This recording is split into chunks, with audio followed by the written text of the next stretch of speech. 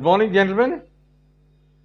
I'm going to talk to you, as is my fourth, one of the famous battles of world history that took place in 1854, and that is known as the Crimean War, which took place between Russia and Great Britain. Now, there's a question which I must ask at this time is, what were the British doing in the Crimea, thousands of miles from home? Well, the answer is they were expanding their power, their global influence. They had already conquered India. India was in their kitty, and China was their slave. So they wanted to make their presence felt everywhere. And that's why they landed in Crimea to fight the Russians. Now, there is one incident in the Crimean War which has become very famous, which is known as the Charge of the Light Brigade. Now, this was a charge led by the British light cavalry, whose commander was Lord Cardigan, and they stormed the Russian guns which were lined up. And this has been immortalized by a poem by Lord Alfred Tennyson, The Charge of the Light Brigade. And one line really stands out, it resonates for the last 150 years, and that is, "It was not to reason why, but to do and die."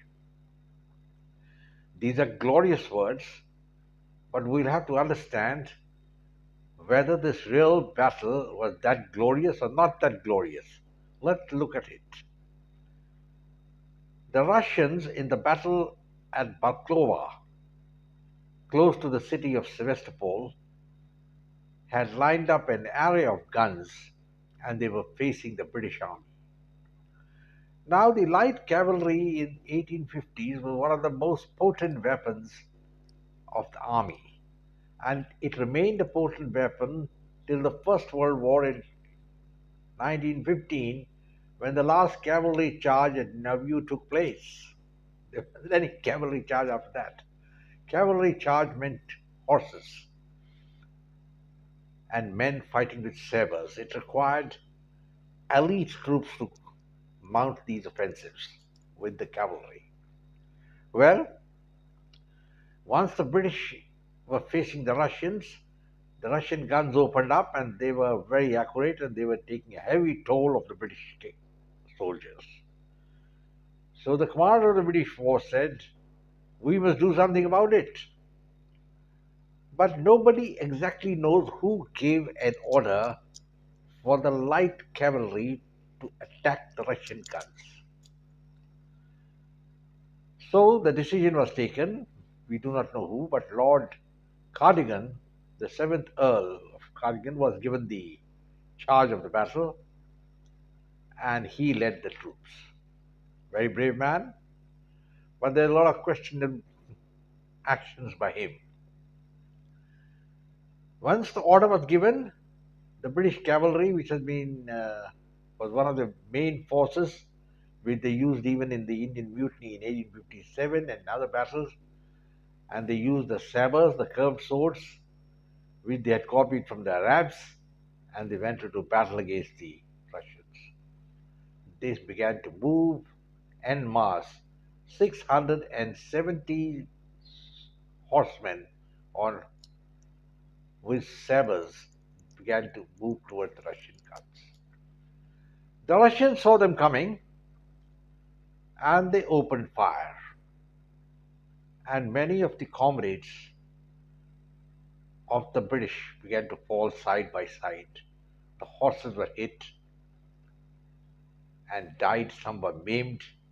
But the cavalry charge, as per the poem created by Lord Tennyson, continued. And then, as per the fiction given, the remnants of the cavalry reached the Russian guns and cut down the Russian gunners. And the Russian gunners were totally surprised. Well, it looked at that time to be something like that. But I have a feeling, that this battle has been given a gloss over, which the British always do, like they did in the battle between Alexander and Porus. And Porus, now we know, had defeated Alexander.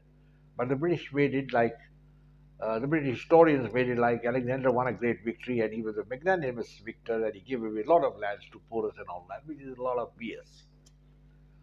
But in the Crimean War, also something similar happened.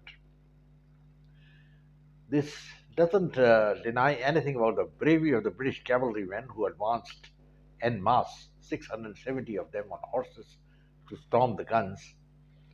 But then the casualties were very heavy, and though the British historians say that the cavalrymen reached the guns and cut the gunners, and the Russians were surprised, it may not be true because afterwards the Russians claimed victory and the captured British guns were displayed in a parade in Sebastopol. That also is there. Well, as per my information is that once the soldiers were falling and dying, Lord Cardigan turned back with the soldiers and he returned with heavy casualties.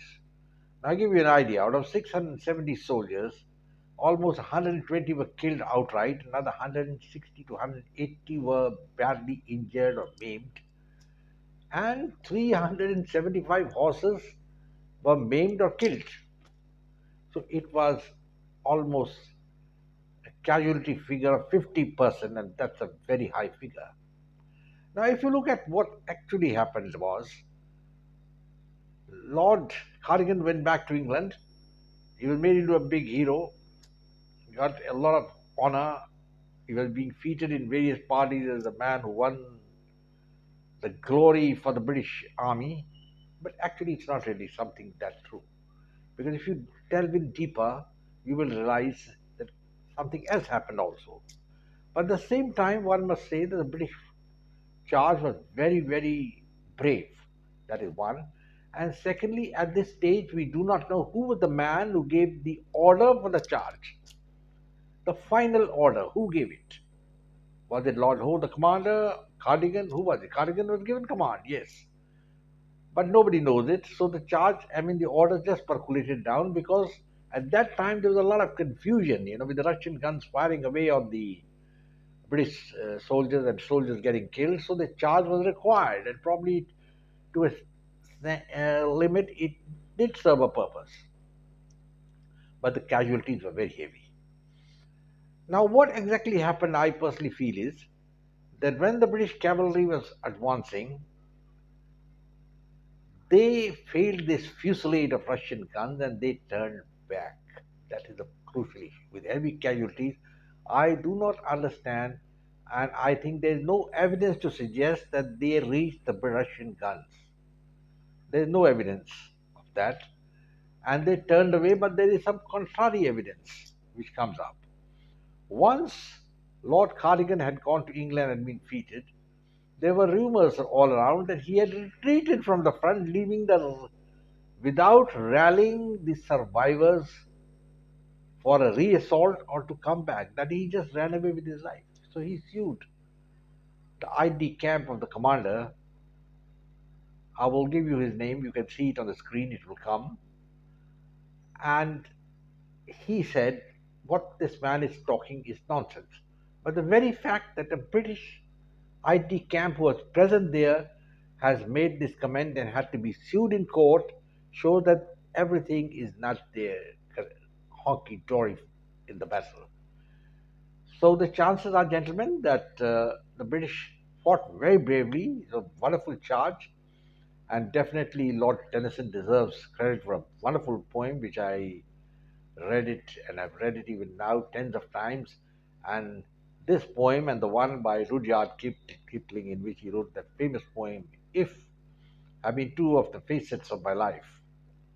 But in this battle, I don't think it was all glory all the way. When the Russian guns were firing and heavy casualties, the British did retreat, and that was the end of the story. But at the other end of the story is that Lord Cardigan was forced to file a case against one of his detractors who said he had actually retreated, leaving the survivors behind. Gentlemen, we do not now know who is telling the truth and what is the truth. The battle took place in 1854 in the Crimean War, and that's a good part of 160 years back. Gentlemen, these battles are very interesting to study, and I hope you have enjoyed this short video. Please like it and share it with your friends. Do subscribe to my channel, and I'll give you more instances of great battles which took place in world history. Jai Hind, glory to India. Goodbye, take care, God bless.